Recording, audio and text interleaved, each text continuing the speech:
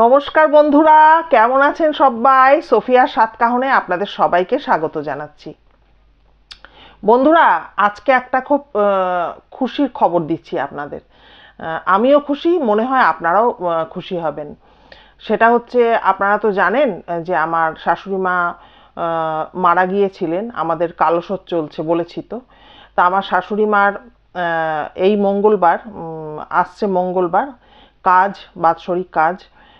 তো তারপরে আমরা 4 তারিখে ওনার কাজ, তারপরে 9 তারিখে একটু বেড়াতে যাচ্ছি। কেন বলুন তো? পুরো দম আটকানো, মানে পুরো বদ্ধ হয়ে গেছি যেন মনে হচ্ছে বাড়ির মধ্যে থেকে থেকে। আমরা একটু অফবিট কিছু জায়গায় বেড়াতে যাচ্ছি। তা কোথায় কোথায় বেড়াতে যাচ্ছি সেগুলো তো আপনাদের জানাবো, ধীরে সুস্থে জানাবো। তাই মনটা মানে একটু কদিন ধরে একটু মনটা ফুরফুরে আছে বলা যেতে পারে। তো আজকে গতদিন যে ঘটনাটি শেয়ার করেছি আপনাদের সাথে, আপনাদের সবার ভালো লেগেছে, এটা শুনে আমারও খুব ভালো লেগেছে। বা অনেক নতুন নতুন বন্ধু আসছেন, যারা অনেক পুরনো পুরনো ঘটনাগুলো শুনছেন, অনেক পুরাতন ভিডিওগুলোকে তারা তার প্রশংসা করছেন, যেটা দেখে আমার ভীষণ ভালো লাগছে। কারণ সত্যি কথা, ওই অত অত যে ভিডিও, সেগুলো তো আমার নিজেরও সবসময় মানে শোনার টাইম হয় না। তো ওনারা যখন সেই সম্পর্কে বলছেন, তখন মনে পড়ে যাচ্ছে ঘটনাগুলো। তো যাই হোক, আজকে যে ঘটনাটি বলতে চলেছি, আজকে এই ঘটনাটি কিন্তু আমি আমার কোনো পুরনো ভিডিওতে বলেছি কি না আমার ঠিক মনে পড়ছে না, হয়তো মনে হচ্ছে বলিনি। আর যদি বলে থাকি তাহলে সেটাকে ফিরে দেখা একটা ভিডিও মনে করবেন। আর তবে আমি আগে একটা গ্রুপে ছিলাম, সেই গ্রুপে আমি এই ঘটনাটি বলেছিলাম, একটা বীভৎস ঘটনা।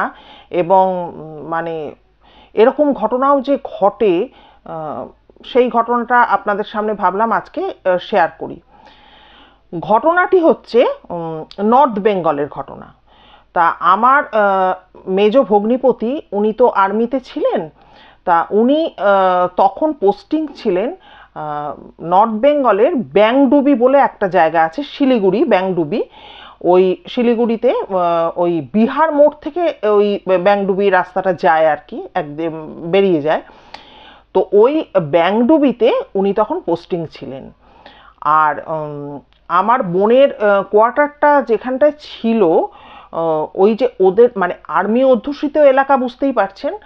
তো সেখানে একদম ধরুন এক একটা রোতে কোয়ার্টারগুলো পরপর পরপর ছিল। তো আমার বোন, মানে আমার মেজো বোন, তার কোয়ার্টারটা ছিল একদম হচ্ছে এমন একটা জায়গায়। তারপরে বেশ কিছুটা এগিয়ে গেলে কিন্তু ধীরে ধীরে ওই ডুয়ার্স ফরেস্ট এই এলাকাটা শুরু হচ্ছে। মাঝে মধ্যে মানে আমার মা যখন ও কনসিভ করে এবং বেবি হয় যখন, তখন আমার মা ওখানে ছিলেন, ওই কোয়ার্টারে ছিলেন। ভগ্নিপতির তো নাইট ডিউটি ছিল, আর বোন তো হসপিটালে, তার সদ্য বেবি হয়েছে। তো একদিন রাত্রিবেলা জানলা দিয়ে খচর খচর আওয়াজ আসছে, কিসের যেন আওয়াজ। এবার একটা নতুন জায়গায় আমার মা গেছে, স্বাভাবিক ব্যাপার। তো জানলার পর্দাটা, ভাগ্যিস ঘরের লাইটটা অফ করা ছিল, জানলার পর্দাটা মা সরিয়েছে। তখন মা দেখতে পাচ্ছে যে বিশাল একটা মানে হাতির একটা দল এসেছে পাশের ক্ষেতগুলো থেকে কলা গাছ খাচ্ছে। তা এটা মা মা যেটা বলেছে যে অন্ধকারের মধ্যে আমি অতটা ভালো, ওই যে বিরাট বিশাল বিশাল মানে উঁচু উঁচু যে হাতি, সেইটা আমি তো জানলা দিয়ে দেখতে পাচ্ছি না, কিন্তু ওদের দলের মধ্যে একটা বেবি এলিফ্যান্ট রয়েছে, একটা দুটো, তাদেরকে মা দেখতে পেয়েছে। এবং আতঙ্কে তো মানে কি করবে তখন, মানে পর্দা ফেলে দিয়ে তো ঠক ঠক করে মা কাঁপছে। তো এরকম একটা জায়গায় আমার মেজ বোন বা ভগ্নিপতি তারা ছিল।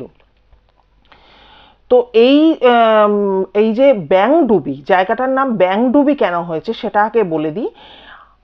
আমি নিজেও সেখানে গেছি। হ্যাঁ, ওর বাচ্চা হওয়ার পর আমি, আমার বাচ্চাও তখন খুব মানে সদ্য ছোট একদম। তো আমি ওকে নিয়ে কিন্তু ব্যাংডুবিতে গিয়েছিলাম, আমি আমার হাজব্যান্ড গিয়েছিলাম। তো ওইখানে গিয়ে আমিও যেটা লক্ষ্য করেছি যে কি যে একটা সাংঘাতিক লেগেছে আমাদের। সন্ধে যেই হবে, সন্ধে মানে বিকেলটা গড়িয়ে যেই সন্ধে ঘনাবে, এখনকার অবস্থাটা বলতে পারছি না, তখন লাইটটা মানে সেই জিরো বাল্বের মতো, ওই লাল লাল লাইটগুলো ওই সব কোয়ার্টারে দেখেছি লাল বাল্ব দেওয়া, এবং সেগুলো না সেই জিরো থেকে জিরো এরকম হতে থাকে, আবার হয়তো দপ করে কিছুটা জ্বলে উঠলো, আবার ওই কমে আসছে, আর লোডশেডিং। এবং বিকেলটা যেই মানে গড়িয়ে সন্ধ্যের দিকে যাচ্ছে, মানে ব্যাঙের ডাক, এমনভাবে ব্যাঙ ডাকে জায়গাটাতে, পাশাপাশি দুজন মানুষ বসে কথা বললেও শুনতে রীতিমতো কষ্ট হবে। এমনকি দিনের বেলাও কিন্তু ব্যাঙ ডাকছে, কিন্তু সেটা আওয়াজটা কম, কিন্তু বিকেলের পর থেকে ব্যাঙ ডাকার আওয়াজে অতিষ্ঠ সেই সময় মানুষজন। তাও ঘটনাটি বলছি আমি আজকে, ধরে নিন 28-29 বছর আগের কথা বলছি। তো যাই হোক, আমরা তো ওখানে গিয়েছিলাম ঘুরতে এবং দেখেছিলাম যে অদ্ভুত ঘটনা সব, কিন্তু ভীষণ সুন্দর, মানে প্রাকৃতিক পরিবেশ অপূর্ব। দিনের বেলা ভীষণ ভালো লাগতো, দূরে দূরে পাহাড় দেখতে খুব ভালো লাগতো, কিন্তু রাত্রি হলেই যেন একটা কিরকম হয়ে যেত পরিবেশটা। তো ওইখানে থাকাকালীন আমার মেজ বোন একটা অদ্ভুত ঘটনার সাক্ষী হয়েছিল, সেই ঘটনাটি আজকে বলতে চলেছি।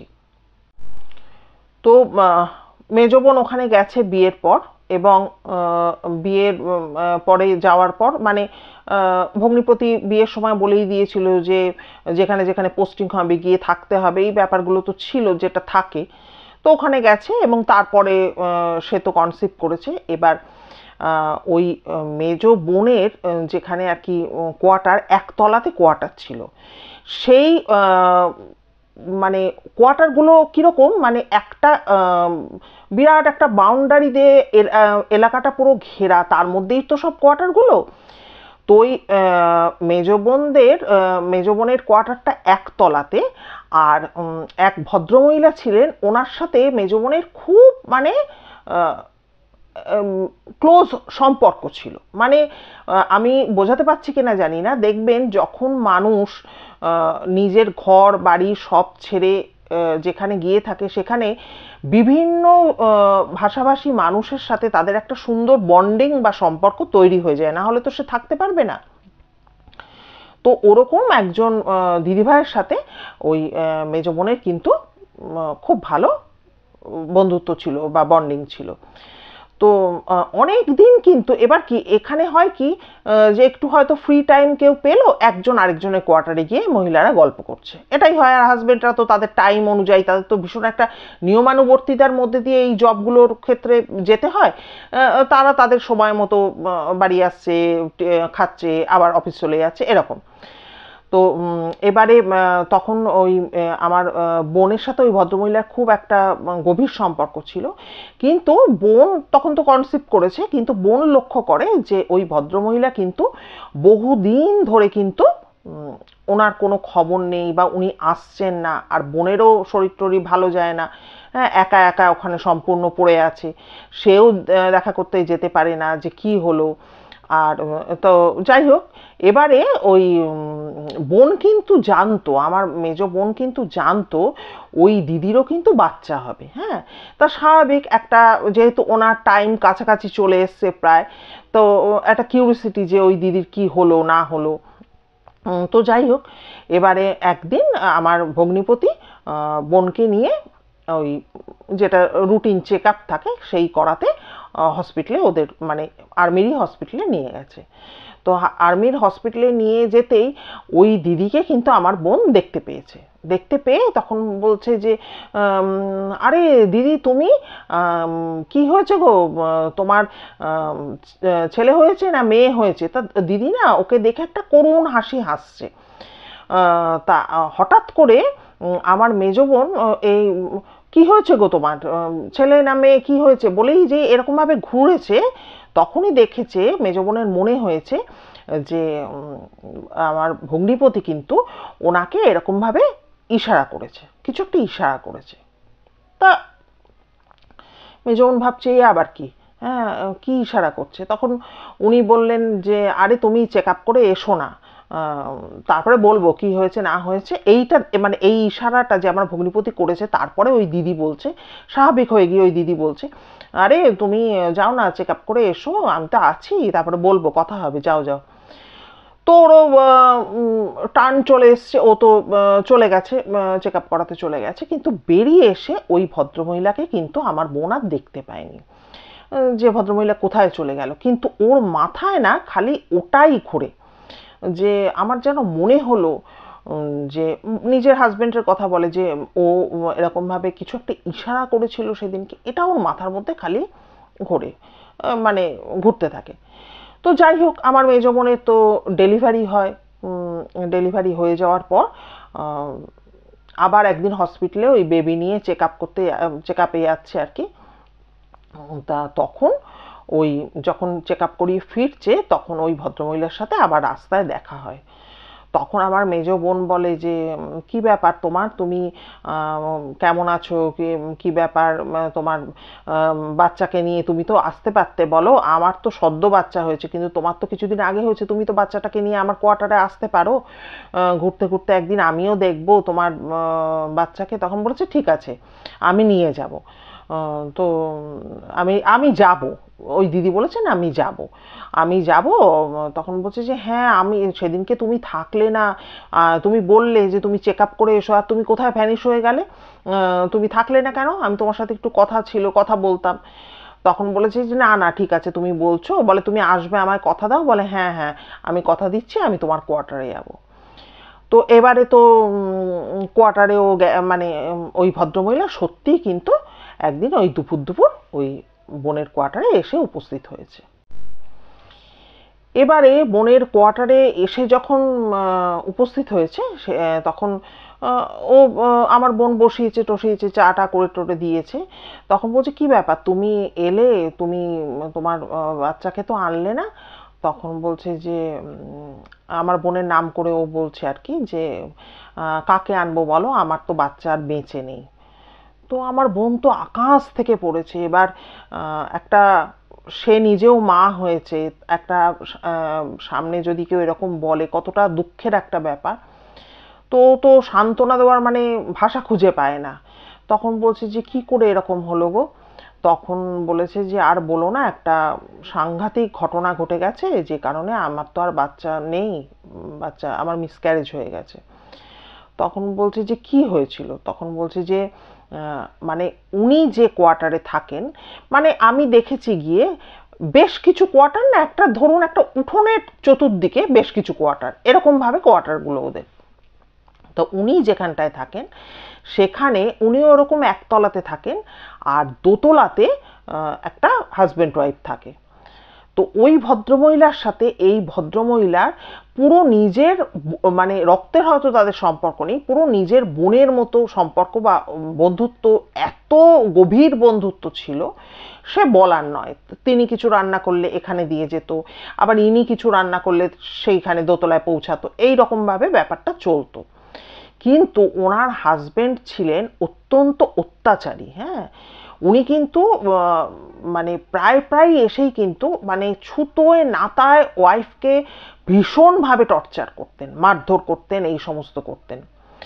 তো এরকম করতে করতে একদিন কি হলো, মানে যখন এরকম মানে অত্যাচার করতে করতে করতে করতে আর অত্যাচার সহ্য উনি করতে পারেননি। এই যে সময় এই প্রচণ্ড মানে অত্যাচার করতো, সেই সময় না ওই ভদ্রমহিলা কাঁদতে কাঁদতে আমার বোনের যে পরিচিত যে দিদি, ওনার কাছে ছুটে আসতো, মানে এত বন্ধু তো। আর বারবার এসে বলতো যে আমি গরিবের মেয়ে, আমার উপর এরকম অত্যাচার করে, আমি আর পেরে উঠছি না। আর এই বান্ধবী সে আর কি করবে, সে তাকে মানে সমব্যথী হতো, তাকে বোঝাতো। হ্যাঁ, তো এরকম করতে করতে একদিন ওই দুপুরবেলা এই আমার বোনের যে পরিচিত যে ভদ্রমহিলা, ওনার হাজবেন্ড দুপুরে লাঞ্চ করতে এসছে, আর ওপরে ওই ভদ্রমহিলার হাজবেন্ডও লাঞ্চে এসছে। এবার ওদের মধ্যে বিশাল অশান্তি শুরু হয়েছে, বিশাল অশান্তি। হ্যাঁ, সেই ভাঙ চুরের আওয়াজ, বিভিন্ন রকম মানে মারামারি হচ্ছে, এটা বোঝা যাচ্ছে, এত জোরে হচ্ছে আওয়াজ যে নিচ থেকেও সেটা বোঝা যাচ্ছে যে দোতলায় এরকম হচ্ছে, কিছু একটা হচ্ছে। তো ওই এই যে ভদ্রমহিলা মানে যে মানে ওপরে তো ওরম হচ্ছে, আর একতলায় যে ভদ্রমহিলা থাকেন আর কি, উনি তখন আর থাকতে না পেরে, এত ভালোবাসে তো বন্ধুকে, উনি ওনার হাজবেন্ডকে বলছে কি আমি বরং গিয়ে দেখি যে কি হচ্ছে। তখন ওনার হাজবেন্ড আবার বলেছে যে স্বামী স্ত্রীর ব্যাপারে এইভাবে ঢুকো না, এটা উচিত নয়। আর ওনার তখন নিজেরও শরীর ভালো না, উনি কনসিভ করেছেন। তো বলছে এখন তোমার উত্তেজনা ভালো না, আর এইসব ব্যাপারে তোমার ঢোকার দরকার নেই কিছু। তো যাই হোক, উনিও বেরিয়ে গেলেন এবং ভদ্রমহিলা লক্ষ্য করলেন যে ওই বান্ধবীর হাজবেন্ডও বেরিয়ে চলে গেলেন। তখন উনি ভাবলেন যে থাকে এখনো মন টন খারাপ, ও রেস্ট ফেস্ট নিক, বিকেলে কথা বলবো। তো এরকম ব্যাপার।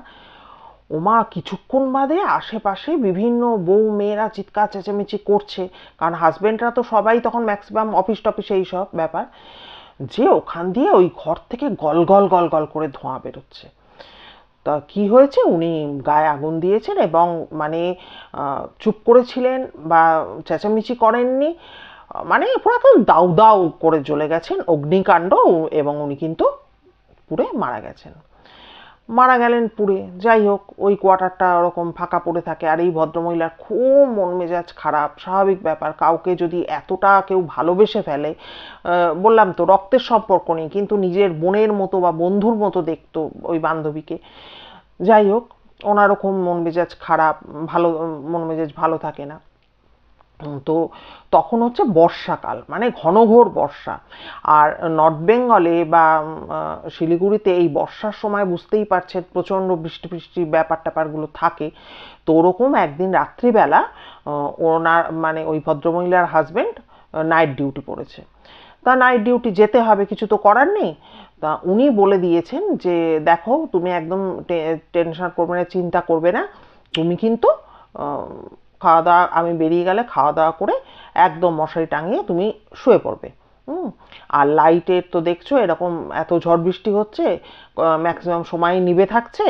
যাই হোক তুমি শুয়ে পড়বে, আর মাঝরাত্রে কিন্তু আমি তোমাকে একবার দেখে যাব যে তুমি ঠিকঠাক আছো কিনা, কারণ শরীর এত অসুস্থ।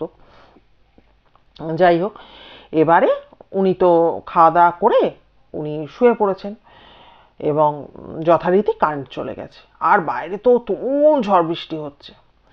রাত্রি তখন কটা উনি জানেন না। এবারে হঠাৎ করে দরজায় কেউ নক করছে। তা দরজায় এরকম নক করছে, তখন উনি অন্ধকার, হ্যাঁ, ঘুটঘুটে অন্ধকার। এবার নকটা এমনভাবে নকটা হচ্ছে যে দুম দুম দুম দুম করে। তো উনি তখন ভাবছেন যে এত ঝড় বৃষ্টি হচ্ছে, এই রে, ও তো বললো যে রাত্রিবেলা এসে খবর নিয়ে যাব, ও নিশ্চয়ই বাইরে ভিজে যাচ্ছে নাকি, আমি তাড়াতাড়ি করে গিয়ে দরজাটা খুলি। এবার যে মুহূর্তে উনি দরজাটা মানে পাল্লাটা এইভাবে হাতটা দিয়ে এরমভাবে সরিয়ে খুলেছেন, সাথে সাথে একটা কর্কর শব্দে বাজ পড়লো এবং বিদ্যুতের ঝলকানি। তাতে কিন্তু উনি দেখলেন, তার আগে কিন্তু উনি বারবার করে বলেছেন কে কে কে, আর ততবার যেন ওনার মনে হয়েছে ওনার হাজবেন্ডের গলা, আরে খোলো না, খুলবে তো, ভিজে যাচ্ছি, খোলো খোলো, এরকম ভাবে কিন্তু ওনার হাজবেন্ডের গলার মতোই ওনার লেগেছে। এবার যখন ওইরকম মানে দরজাটা খুলেছেন, সাথে সাথে ওই বিদ্যুতের আলোতে উনি দেখলেন এক মানে ওনার বান্ধবী এলো, চুলগুলো উঠছে, পুরো মুখটা কেরম ঢুকিয়ে, কিরে খুলছিস না কেন, এতক্ষণ ধরে আমি দাঁড়িয়ে আছি ডাকছি। এইটা দেখে কিন্তু উনি আর সহ্য করতে পারেন না, একা কোয়ার্টারে লোডশেডিং, তার মধ্যে এরকম ব্যাপার, উনি কিন্তু ওখানেই পড়ে যান। এবং ওই রাত্রে ওনার হাজবেন্ড আর আসতে পারেননি কোনো কারণবশত। পরের দিন সকালে যখন আসেন তখন তো ওনার খুব সিরিয়াস অবস্থা, এবং ওনাকে নিয়ে তখন হসপিটালাইজড করা হয় এবং বেবিকে কিন্তু বাঁচানো যায়নি। তো এই ছিল ঘটনাটা, এবং এই ঘটনাটা আমার ভগ্নিপতি যেহেতু জানতো, মানে ওনার বেবিটা নষ্ট হয়ে গেল, সেহেতু আমার ভগ্নিপতি কিন্তু ওই ভদ্রমহিলাকে এরকমভাবে চুপ করার জন্য ইশারা করে দিয়েছিল। হ্যাঁ, এটা শুনলে পর আমার বোনেরও যেহেতু শরীর খারাপ, তখন একটা প্রভাব পড়তো, ওই জন্য উনি ইশারা করেছিলেন। পরে তো উনি খুব কান্নাকাটি করেন এবং বলেন যে এরকম ব্যাপার। পরে অবশ্য কোয়ার্টার ওনারা চেঞ্জ করে নেন। আরেকটা এই প্রসঙ্গে আপনাদের ঘটনা শোনাই। এই ঘটনাটা আমি কোনোদিনও কাউকে বলিনি, ওই বোন ওখানে থাকাকালীনই ফেস করেছিল। পরে ওদেরকে কোয়ার্টার চেঞ্জ করতে হয়েছিল এর জন্য। ওখানে গিয়ে আমরা যখন ঘুরতে টুরতে বেরিয়েছি, প্রায় অনেক কোয়ার্টারের দিকে আঙুল তুলে দেখিয়ে বলতো যে এই দেখ, এই কোয়ার্টারটায় না স্টোভ বাস্ট করে মারা গেছে, ওই কোয়ার্টারটা না গায়ে আগুন দিয়ে মারা গেছে, এরকমভাবে বলতো। কেন যে এইগুলো হতো, এত এত হতো সুইসাইডের ঘটনা, সেটা জানা নেই। আরেকটা ছোট্ট ঘটনা আপনাদের সামনে তুলে ধরছি। সেটা হচ্ছে যে আমার ভগ্নিপতি তখন কাশ্মীরে পোস্টিং ছিল, শ্রীনগরে। এবার সেখানে ওদের আর্মি কোয়ার্টার এইগুলো তো ওরা পায়। তো ওখানে তো আমার বোন গেছে, বোনের মেয়ে গেছে, বোনের মেয়ে তখন কিছুটা বড়, গেছে। তো ওরা ওখানে রয়েছে। যেদিন গেছে তার কয়েকদিন বাদ থেকে একটা অদ্ভুত উপদ্রব শুরু হয়। কিরকম? দুপুরবেলা যে সময়টায়, দুপুরবেলা বা রাত্রিবেলা যে সময়টাতে মানুষ বিশ্রাম নেয়, হ্যাঁ, ঘুমায়, তো প্রথম প্রথম আমার বোনের ওপর অত্যাচারটা শুরু হয়, পরে কিন্তু ওই ছোট্ট শিশুর ওপরও অত্যাচার শুরু হয়। আমার বোন স্বপ্নে, ওর বক্তব্য অনুযায়ী ওটা স্বপ্নে ও দেখতো, হ্যাঁ, কিন্তু তার কিছু চিহ্ন কিন্তু জেগে গিয়েও সে বুঝতে পারতো। কিরকম? ও স্বপ্নে দেখতো একজন সাহেব, হ্যাঁ, সে ঘোড়ায় চেপে এসে পুরো খাটের পাশে দাঁড়ালো। এবার দাঁড়িয়ে ওকে চরম মার মারতো, চাবুক দিয়ে পেটাতো। চাবুকটা হাতে নিয়ে এবার মার শুরু করলো। আর ও ঘুমের মধ্যে বাবা গো, মা গো করে চিৎকার করতো। ওর এত ব্যথা লাগতো সারা শরীরে। আমার বোনের এটা হতো। আর ঘটনাটি কিন্তু ঘটতো ম্যাক্সিমাম দুপুরবেলার সময়। এ বাবা বেশ কিছুক্ষণ মেরে টেরে আবার কিন্তু ঘোড়ার মুখ অন্যদিকে করে উনি বেরিয়ে চলে যেতেন। এটা কিন্তু একদিন দুদিন না, প্রায়শই হতো। এবং ও জেগে উঠে ওর শরীরে না লাল লাল লাল লাল দাগ দেখতে পেত। এটা হচ্ছে সব থেকে আরো ভয়ঙ্কর ব্যাপার। এবার ওর হাজবেন্ডকে বলতো যে জানো, এরকম একজন সাহেব এসে এইভাবে আমাকে মারছে, আর সেটা কিন্তু আমি স্বপ্নের মধ্যে দেখছি, আমি বাবা গো মা গো করে কাঁদছি। মানে এরকম হচ্ছে যে ও ফিল করছে ওর চোখ দিয়ে কিন্তু জল গড়িয়ে পড়ছে, কিন্তু যখন জেগে উঠছে তখন কিন্তু কিছু দেখতে পাচ্ছে না, শুধু শরীরে ওই লালচে লালচে দাগ দেখতে পাচ্ছে। এই পর্যন্ত ব্যাপারটা ঠিক ছিল। আমার ভগ্নিপতি তো হো হো করে হেসেছে খানিকটা, সে এসব বিশ্বাস করে না বা গুরুত্ব দেয়নি। বলছে তোমাকেই মারছে, আমাকে তো মারছে না। এরপরে কিন্তু অন্যরকম হয়ে গেল ব্যাপারটা। এরপরে একদিন ও লক্ষ্য করছে, ও জেগে রয়েছে, ও লক্ষ্য করছে যে ওর যে ছোট্ট মেয়েটা ঘুমিয়ে রয়েছে সে পাগলের মতো চিৎকার করছে আর কাঁদছে, চোখ বন্ধ কিন্তু। তো এরকম হয়েছে, ও ভাবছে কি কারণে কাঁদছে, ও বুঝতে পারছে না। আর ও ভয়ের চোটে জেগে রয়েছে, কেন ওই দুপুরে ঘুমালেই ওরম মার খেতে হবে। প্রায় দিনই ঘুমাতে পারতো না। এবার ওই বাচ্চাটা ওরমভাবে কাঁদছে। এবার সেদিনকে লক্ষ্য করেছে, তাকে ঘুম থেকে তুলে কেন এরম করছিস সেই বলেছে টলেছে। তখন বলছে আমাকে কে যেন মারতে এসছিল, মারছিল। ও বলেছে কি জানি, কি বাচ্চা মানুষ কি স্বপ্ন দেখেছে। ওমা 2-3 দিন বাদে দুপুরবেলা হলে ওর একটা বোধ আছে যে ঘুমালেই মারবে, কিন্তু ওই বাচ্চার তো সে তো কিছু বোঝে না। 2-3 দিন বাদে দেখছে এরম ঘুমের মধ্যে তো চিৎকার করে উঠছে এবং ওর ছোট্ট শরীরে কিন্তু ওরকম লাল লাল দাগ দেখা যাচ্ছে। তখন তো প্রচন্ড ভয় পেয়ে যায় এবং হাজবেন্ডকে ডেকে কিন্তু দেখায়। তখন তো সে আর কিছু বলার জায়গা নেই যে সত্যি এরকম মারের মতো দাগ কেন হবে সারা শরীরে। তখন তো আমাদের এখানেও মাকেও ফোন করে টরে, তখন মা তো বলে যে বজরংবলী ঠাকুরের ফটো নিয়ে পুজো টুজো কর, এই সমস্ত কর। ও বিভিন্ন রকম ওখানে পুজো পাঠ শুরু করে। তারপরে আস্তে আস্তে কিন্তু সেই উপদ্রবটা কেটে যায় এবং পরে কিন্তু ওরা অন্য কোয়ার্টারেও চলে যায়। হ্যাঁ, এরকমও কিন্তু একটা ঘটনা ঘটেছিল আমার বোনের জীবনে।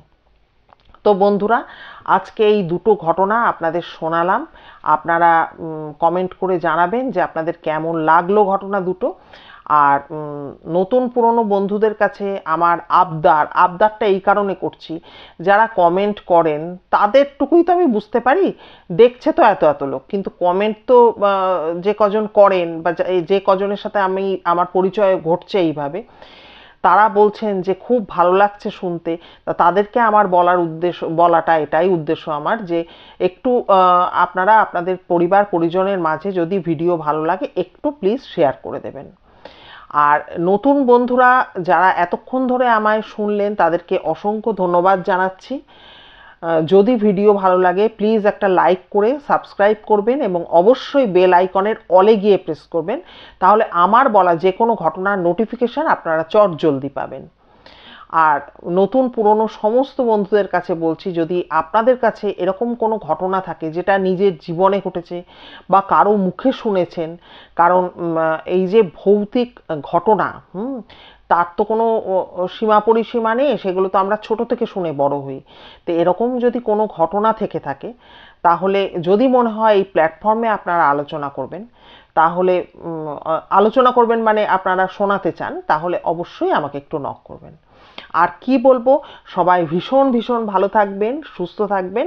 দেখা হচ্ছে তাহলে খুব তাড়াতাড়ি নতুন একটা ভিডিওর সাথে। নমস্কার।